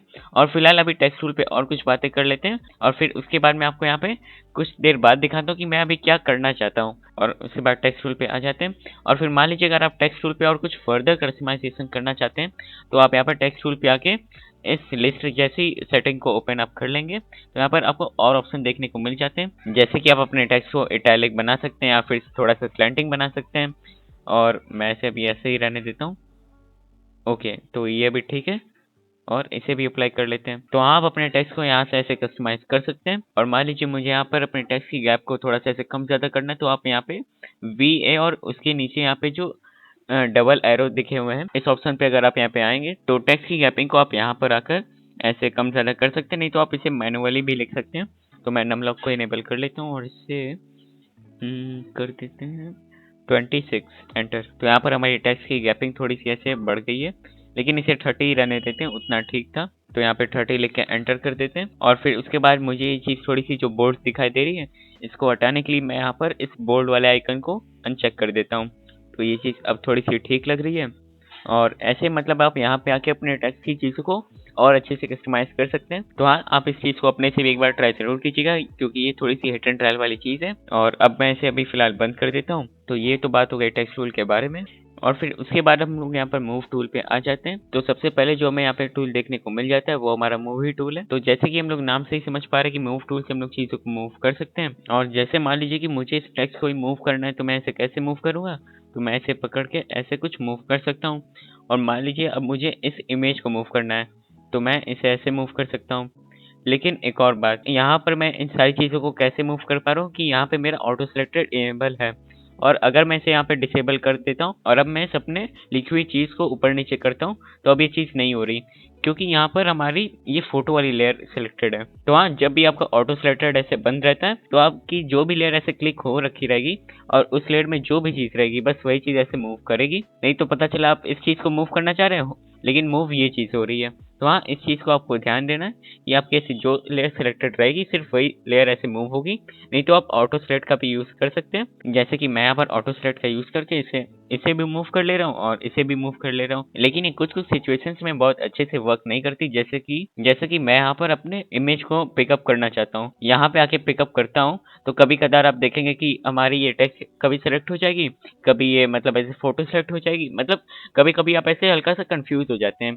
तो ऐसी सिचुएशन में आप ऑटो सेलेक्ट को बंद करके आप उस पर्टिकुलर लेयर को सेलेक्ट करके ऐसे अपना काम निकाल सकते हैं। और फिलहाल मूव टूल से रिलेटेड ऑप्शन बार में दी गई चीज़ों को अगर हम यहाँ पे चेक करने जाते हैं, तो यहाँ पर हमें चीज़ों को अलाइन करने की ऑप्शन मिल जाती है। जैसे कि मैं यहाँ पर टेक्स्ट को सिलेक्ट करने के बाद यहाँ पर अलाइन वाली सेटिंग से संग वर्क करना चाहता हूँ, लेकिन ये चीज़ें तो इनेबल है ही नहीं, तो कैसे करेंगे? तो कुछ नहीं, बस 3 डॉट्स पे आना है और यहाँ पे अलाइन टू में सिलेक्शन की जगह यहाँ पर हमें कैनवस पे क्लिक कर देना है और ये लीजिए सारी चीज़ें हमें देखने को मिल जाएंगी। अलाइन फीचर्स का यूज़ कर सकता हूँ, तो अभी तो इसका कोई खास यूज़ है नहीं। और कुछ ऐसे हम लोग मूव टूल का यूज़ करते हैं। और बाकी यहाँ पे मैं टेक्स्ट को थोड़ा सा ऐसा छोटा कर लेता हूँ, मतलब इतने एरिया में ले आता हूँ क्योंकि ये पूरी चीज़ ऐसे हमारे कैनवस के बाहर आ जा रही है। तो मैं यहाँ पर टेक्स्ट टूल को सेलेक्ट करके पहले इसे एंटर प्रेस करके इसके नीचे ले आता हूँ और इसके अलाइनमेंट को हम लोग थोड़ा सा सही कर लेते हैं। और अभी चीज़ ऐसे हमारी सही हो चुकी है और अब हम लोग यहाँ पर मूव टूल पे आ जाते हैं। तो इसे हम लोग यहाँ पे ऐसे रख देते हैं और अब मैं यहाँ पर आपको कुछ हट के दिखाता हूँ। हट के मतलब कि मान लीजिए यहाँ पर ये जो भी चीज़ यहाँ पे ऐसे लिखी हुई है, इसको मैं ऑब्जेक्ट के पीछे कैसे लिखूंगा, तो ऐसा मैं यहाँ पर कुछ करके दिखाता हूँ। तो बस कुछ नहीं, यहाँ पे आपको अपने माउस का यूज करके एक लेयर को दूसरी लेयर के नीचे ले जाना है। हाँ, जैसे मान लीजिए इस फोटो वाली लेयर के पीछे हमें टेक्स्ट को अलाइन करना है, तो बस फोटो वाली लेयर को हम लोग उठा के ऐसे ऊपर कर देंगे और हमारी टेक्स्ट यहाँ पे पीछे आ गई। और आइए मैं आपको इसके संग कुछ और ऐसे कस्टमाइजेशन करके दिखा देता हूँ। मान लीजिए हमारे जो सब्जेक्ट है या फिर हमारी जो पिक्चर है, इसके ऊपर भी आप अपने टेक्स्ट को ऐसे लिखा हुआ दिखाना चाहते हैं, लेकिन मतलब ऐसे नहीं दिखाना चाहते हैं, मतलब इस तरीके से नहीं, इसके आप आउटलाइन वाले टेक्स्ट को दिखाना चाहते हैं। मैं एक बार इसे करके दिखाता हूँ, तब आपको ये चीज़ और अच्छे से समझ आएगी। चलिए मैं इसे आपको करके दिखाता हूँ। तो मैं क्या करता हूँ, जो भी हमारी यहाँ पे टेक्स्ट लिखी हुई है, मैं इसकी एक और कॉपी बना लेता हूँ। तो मैं यहाँ पे अपने कीबोर्ड में प्रेस करता हूँ Ctrl+J और यहाँ पर हमारी टेक्स्ट की ऐसे कॉपी बन गई है। और अब मैं यहाँ पे क्या करता हूँ कि जो हमारी कॉपी है, इसको मैं अपने फोटो के ऊपर ले आता हूँ, मतलब ये जो हमारी ये वाली फोटो इसके ऊपर। और अब मैं यहाँ पे क्या करता हूँ कि मैं यहाँ पे फिल को एकदम 0 कर देता हूँ। तो इसे एकदम 0 कर देते हैं और फिर मैं यहाँ पर FX पे आके यहाँ पर स्ट्रोक पे क्लिक कर देता हूँ और फिर मैं यहाँ पर साइज को मैं यहाँ पर 5 पे क्लिक कर देता हूँ। तो इसे 5 कर देते हैं और कलर को वाइट ही रहने देते हैं, कुछ ऐसे। और इसे ओके पे प्रेस कर देते हैं और ओके पे फिर से प्रेस कर देते हैं। तो कुछ ऐसे भी आप अपने टेक्स्ट का यूज़ करके अपनी क्रिएटिविटी को और अच्छे से दिखा सकते हैं। तो जैसे कि मैं यहाँ पर मैंने दिखाया। और चलिए आपको मैं एक और चीज़ सिखा देता हूँ कि मैं इस लेयर को क्लिक करता हूँ और कंट्रोल को होल्ड करे रहता हूँ। फिर उसके बाद इस नीचे वाले टेक्स्ट वाले लेयर को क्लिक करता हूँ और इसको भी होल्ड किया रहता हूँ और इन दोनों को मैं यहाँ पर ऐसे लिंक कर देता हूँ, हाँ, इस बटन से। और अब मैं इसे मूव करके दिखाता हूँ। ये देखिए, आप इसे मतलब कहीं पर भी लगाइए और जहाँ पर भी ये चीज़ आपको देखने में मस्त लग रही है, आप इसका यूज़ कर लीजिए। तो कुछ ऐसे भी आप इस चीज़ का यूज़ ले सकते हैं। तो हाँ, इसमें मैंने ज़्यादा मेहनत नहीं की, तो आप भी ऐसा ही अपने सब्जेक्ट के पीछे आगे ऐसे टेक्स्ट लगा के अपनी क्रिएटिविटी ऐसे दिखा सकते हैं। और फिलहाल इसे ऐसे ही रहने देते हैं, मुझे ये चीज़ ऐसे देखने में अच्छी लग रही है। और फिर उसके बाद अब हम लोग यहाँ पे बात कर लेते हैं ब्रश टूल के बारे में। तो जैसे ही मैंने यहाँ पर स्टार्टिंग में ही अपने बैकग्राउंड के कलर को ब्रश टूल द्वारा ही चेंज किया था, तो मैं यहाँ पर अपने बैकग्राउंड के कलर को डिलीट कर देता हूँ और मैं इसे एक बार फिर से आपको बना के दिखाता हूँ। तो मैंने यहाँ पे क्या किया था कि मैंने यहाँ पर ब्रश टूल को ऐसे सिलेक्ट कर लिया था और यहाँ पर मैं अपने ब्रश के साइज को एकदम हाई पे ले गया था कि ऐसे अगर मैं कहीं पे भी एक क्लिक मारूँ तो ऐसे मेरे पूरे कैनवस का कलर चेंज हो जाए। तो बस मैंने ऐसे किया था और मेरे पूरे कैनवस का कलर चेंज हो गया था। और यहाँ पे भी अगर आपको चेंज करना है तो आप ऐसे फिर से क्लिक कर दीजिए। तो ऐसे मैंने अपने कैनवस का कलर चेंज किया था। और हाँ, यहाँ पे ये थोड़ी सी गड़बड़ी हो गई कि मतलब टेक्स्ट के पीछे व्हाइट कलर गायब हो गया है।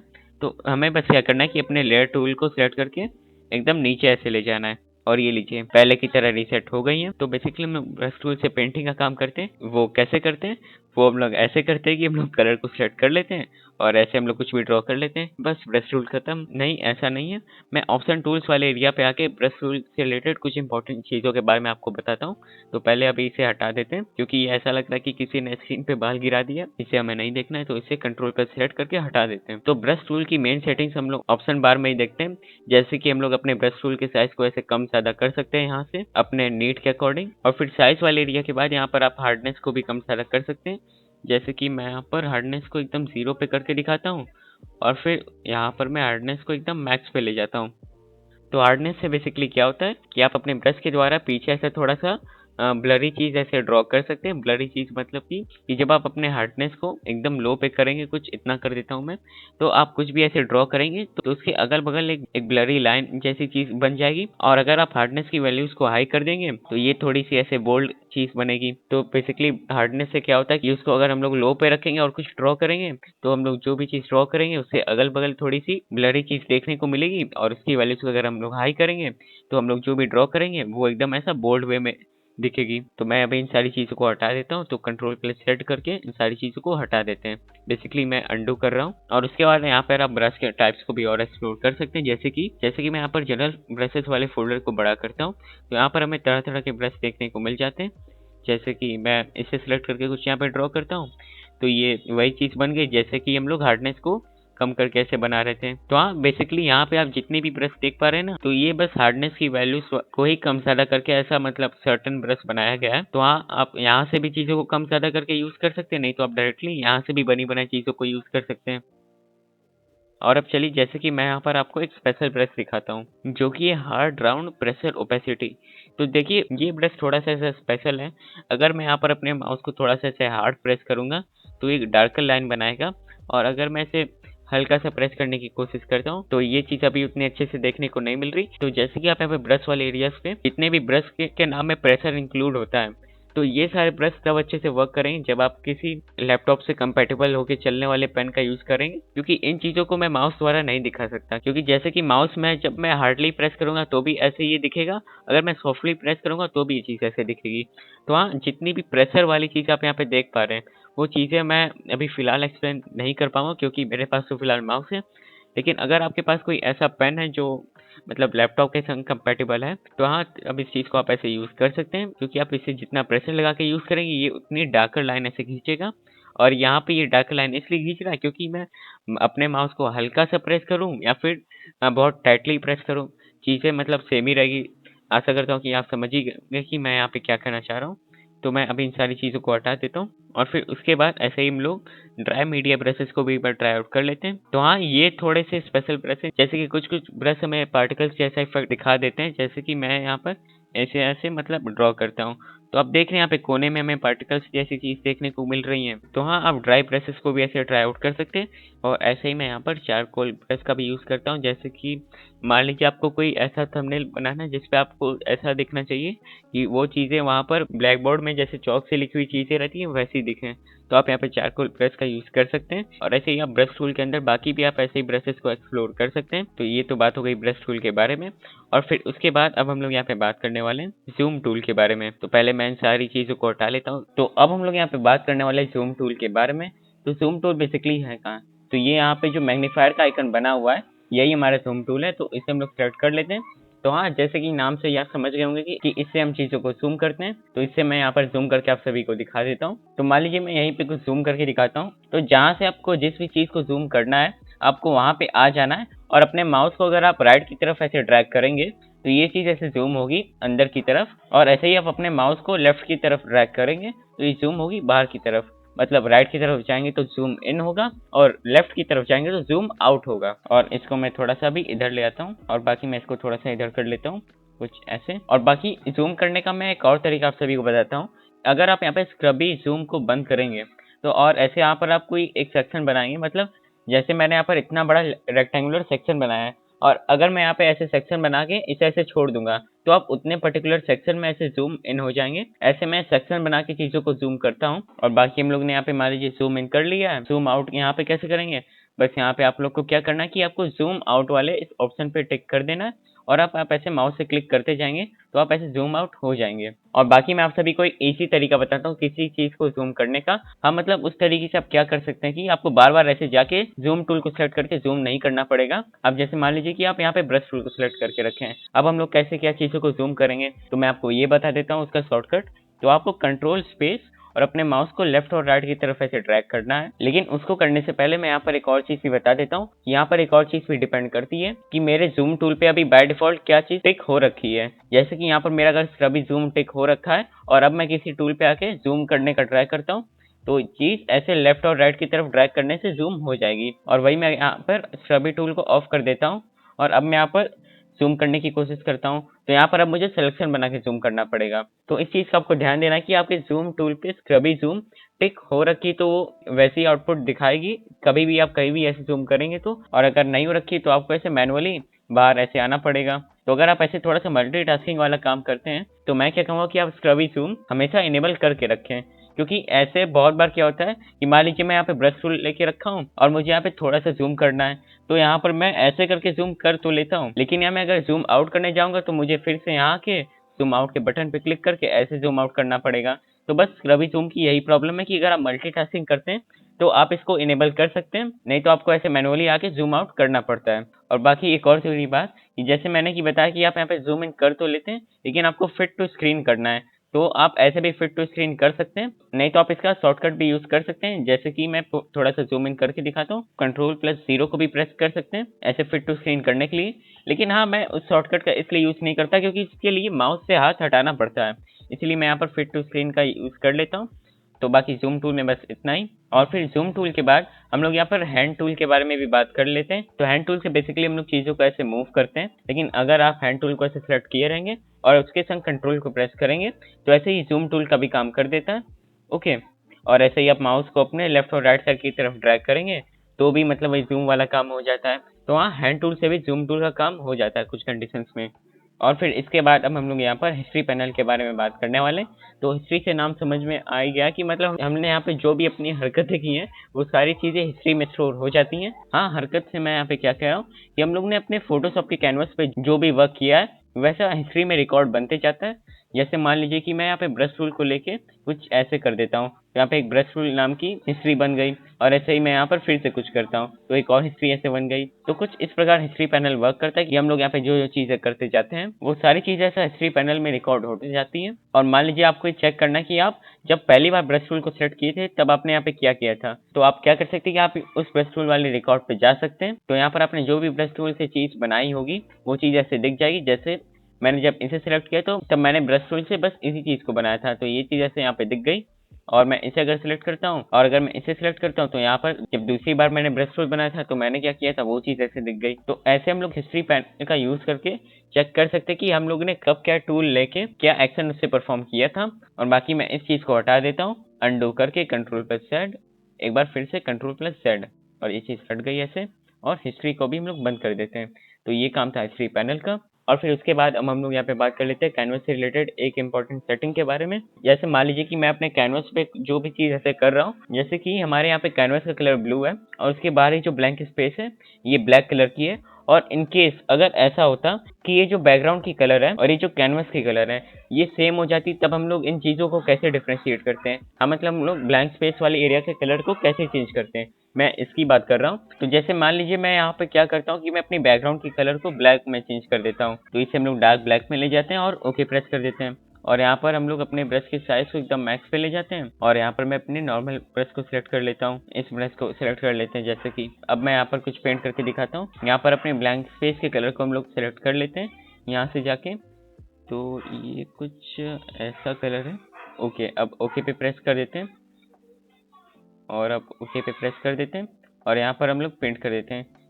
तो यहाँ पे मैंने एग्जैक्ट कलर को भी मैच नहीं किया। तो इन केस आप मान लीजिए ये आपके ब्लैंक स्पेस की कलर और कैनवस की कलर सेम है, तो उसको डिफ्रेंशिएट करने के लिए आप क्या कर सकते हैं कि आप अपने कैनवस पे राइट क्लिक मारेंगे और यहाँ से एक डिफरेंट कलर को सिलेक्ट कर सकते हैं, जैसे कि लाइट ग्रे, डार्क ग्रे या फिर मीडियम ग्रे। अगर ये भी ऐसा कॉन्ट्रास्ट पैदा नहीं कर पा रहे तो आप यहाँ से सिलेक्ट कस्टम कलर्स पे क्लिक कर सकते हैं और यहाँ से आप कुछ भी ऐसा कॉन्ट्रास्टिंग कलर को आप पिकअप कर लीजिए और ऐसे अप्लाई कर दीजिए। तो कुछ ऐसे आप अपने कैनवस और ब्लैंक स्पेस के कलर को डिफ्रेंशिएट करते हैं। और फिर उसके बाद मैं आपको यहाँ पर कैनवस से रिलेटेड एक और इम्पोर्टेंट सेटिंग के बारे में बता देता हूँ। वो बेसिकली एक सेटिंग नहीं, एक तरीका है। हाँ, मैंने उसे गलती से सेटिंग बोल दिया था।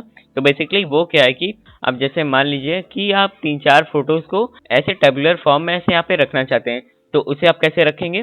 तो उसे रखने के लिए आप फाइल एक्सप्लोरर पे आ सकते हैं और मान लीजिए मैं इन तीनों फोटोज को रखना चाहता हूँ, तो मैं इन्हें ऐसे सिलेक्ट कर लेता हूँ और फिर मैं यहाँ पर आकर इन्हें ऐसे ड्रैग एंड ड्रॉप कर देता हूँ। तो बेसिकली यहाँ पर क्या हुआ, वो तीनों फोटोज यहाँ पर ऐसे टेबुलर फॉर्म में यहाँ पे अरेंज हो गई। और यहाँ पर मैं पहले अपने ब्रश टूल को ऐसे अनचेक कर लेता हूँ, नहीं तो क्या पता मैं ऐसे क्लिक करूंगा और ऐसे पूरी फोटो ब्लैक हो जाएगी। तो मैं कंट्रोल पर सेट करके इसे अंडू कर लेता हूँ और यहाँ पर मैं हैंड टूल पे आ जाता हूँ। तो यहाँ पर क्या हुआ कि हमारी तीनों फोटोज ऐसे टेबुलर फॉर्म में अरेंज हो गई और यहाँ पर मैं ब्लैंक स्पेस के कलर को भी डिफॉल्ट पे क्लिक कर लेता हूँ, क्योंकि ऐसी चीजें देखने में अजीब लग रही है थोड़ी सी। और इसी के साथ मैं आप सभी को एक और तरीका बताता हूँ कि आप यहाँ पे इन तीनों फोटोज को ऐसे सेपरेट यहाँ पे मतलब ऐसे रख सकते हैं। मान लीजिए आप इस प्रोजेक्ट पे वर्क कर रहे हैं, हाँ, और आपको रेफरेंस के लिए एक फोटो चाहिए वर्क करने के लिए, तो आप इस चीज को यहाँ पर ऐसे रख के वर्क कर सकते हैं और इसके साइज को भी आप ऐसे मतलब बड़ा छोटा अपने हिसाब से कर सकते हैं। तो ये भी एक इंपॉर्टेंट तरीका है कैनवस के संग वर्क करने का, हाँ, मतलब कैनवस पे वर्क करने का। और फिर बाकी मान लीजिए आपने ये जो फोटो यहाँ से निकाली है, मतलब हमारी ये चीज ऐसे यहाँ पे दिखाई दे रही थी पहले, इसको फिर से वैसे ही हमें प्लेस करना है। तो क्या करेंगे, बस इस चीज को ऐसे ऊपर से उठा के यहीं पे ड्रैग एंड ड्रॉप कर देंगे और ये लीजिए, ये फिर से टेबुलर फॉर्म में हमें देखने को मिल जाएगी। और एक और तरीका मैं यहाँ पर बता देता हूँ। और बाकी मान लीजिए कि आप जैसे इस प्रोजेक्ट पे आप वर्क कर रहे हैं और आपने इन तीनों फोटोज को एज अ रेफरेंस के लिए यहाँ पे रखा है और तीनों फोटोज को आप संग में ऐसे देखना चाह रहे हैं बीच बीच में, मतलब ऐसे आप क्लिक करके नहीं देखना चाह रहे बेसिकली। तो उसके लिए आप यहाँ पे क्या कर सकते हैं, आप विंडोज वाले एरिया पे आके यहाँ पर अरेंज वाले एरिया पे आकर आप 2, 3 मतलब जितने भी फोटोज को आप एक बार में देखना चाह रहे हैं संग में, तो आप उन सारे फोटोज को सिलेक्ट कर सकते हैं। जैसे कि मैं यहाँ पे क्या कर लेता हूँ कि मैं यहाँ पर 3 अब वर्टिकल पे क्लिक कर लेता हूँ।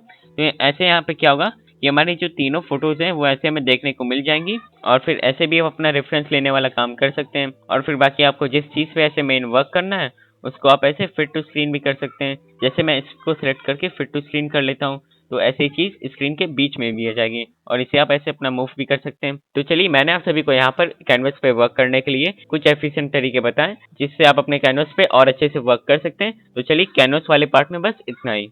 तो चलिए गाइस, आज के वीडियो में बस इतना ही। आज हम सभी ने जाना फोटोशॉप के इंटरफेस के बारे में, कैसे हम लोग अपने वर्क स्पेस को कस्टमाइज करते हैं और उस पर वर्क करते हैं। और उसी के साथ हम लोग ने फोटोशॉप के कुछ इंपॉर्टेंट टूल्स के बारे में भी जाना कि ब्रश टूल क्या होता है, टेक्स्ट टूल क्या होता है, इन सारे टूल्स को हम लोग कैसे यूज करते हैं और भी बहुत कुछ। तो चलिए गाइस, आज की वीडियो में बस इतना ही। और जैसा कि मैंने आप सभी को स्टार्टिंग में बताया था कि ये वीडियो मैंने बिगिनर्स के लिए बनाई है, तो हाँ, इन केस आप एज अ बिगिनर इस वीडियो को देख रहे हैं तो आप कमेंट्स में जरूर मुझे बताएं कि ये वीडियो आप सभी को कैसी लगी। क्योंकि सच बताऊं तो जब मैंने पहली बार फोटोशॉप को खोला था और तब मुझे जब चीजें समझ में नहीं आ रही थी और तब उस समय मुझे एज अ बिगिनर लेवल की एक अच्छी वीडियो उस समय नहीं मिल पा रही थी। हाँ, जब मैंने उस समय वीडियोस को देखा था तो मतलब उस समय जो भी वीडियोस थी वहाँ पे बहुत बार चीजें एकदम हाई लेवल में बताई जा रही थी या फिर मतलब चीजें सर के ऊपर से जा रही थी।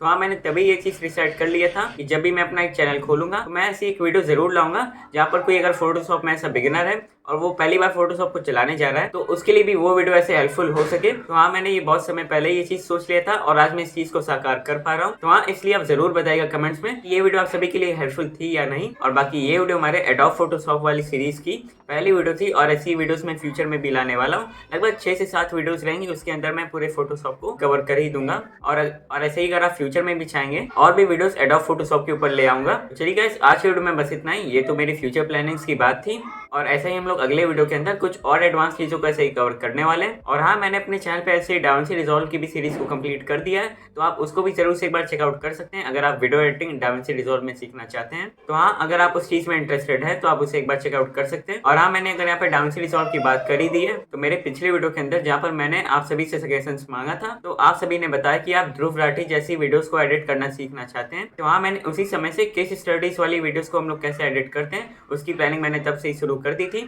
कि मैं वैसी वीडियोस को एडिट करने से रिलेटेड वीडियोस फ्यूचर में अपने चैनल में जरूर से लाऊंगा। तो हाँ, अगली वीडियोस हमारे चैनल पे उसी टॉपिक पे होने वाली है। तो मैं ये भी बता देता हूँ कि वो टॉपिक भी क्या है। तो देखिए, आप किसी भी केस स्टडीज वाली वीडियोस को कवर करेंगे तो वहाँ पर आपको मैप एनिमेशन की जरूरत हमेशा पड़ती है। जैसे मान लीजिए अगर मैं फिलहाल की केस स्टडी वीडियो बनाने चाहता हूँ तो अभी का क्या मामला चल रहा है कि वो जो इसराइल और पैलेस्टीन की जो वॉर चल रही है उस पर अगर मान लीजिए मुझे यहाँ पे वीडियो बनानी है तो हाँ, अगर मैं उस वीडियो को मान लीजिए कवर करता हूँ तो वहाँ पर मुझे मैप एनिमेशन दिखाने की जरूरत तो पड़ेगी। मान लीजिए जैसे कि मैं इसराइल की अगर बाउंड्रीज को दिखाने वाला हूँ तो हाँ, मुझे मैप एनिमेशन से वो चीज़ ऐसे दिखानी पड़ेगी। तो कुल मिला के अगर मैं शॉर्ट में कहना चाहूँ तो हमारी अगली वीडियो मैप एनिमेशन पे ही होने वाली है। और बाकी रही बात जो मैं एडोब फोटोशॉप वाली सीरीज की बात कर रहा था तो उसकी वीडियो कब आएंगी, तो हाँ, मैप एनिमेशन वाली वीडियो के बाद मेरे चैनल के ऊपर एडोब फोटोशॉप वाली सीरीज की दूसरी वीडियो अपलोड हो जाएगी। और हाँ, बाकी मेरे चैनल के अंदर कौन सी वीडियो कब ऐसे फ्यूचर में आने वाली होगी मैं वो सारी अपडेट्स ऐसे वीडियो के लास्ट वाले पार्ट में आप सभी को दे ही दूंगा, तो उसकी कोई टेंशन नहीं है। और बाकी चलिए गाइस, आज की वीडियो में बस इतना ही। आशा करता हूँ सभी को आज की वीडियो इन्फॉर्मेटिव लगी होगी। तो अगर आप सभी को आज की ये वीडियो इन्फॉर्मेटिव लगी तो आप इस वीडियो को लाइक कर सकते हैं। मेरे चैनल पे नहीं हो तो आप मेरे चैनल को सब्सक्राइब भी कर सकते हैं। मैं मिलता हूँ सभी से अगली वीडियो में, तब तक के लिए धन्यवाद।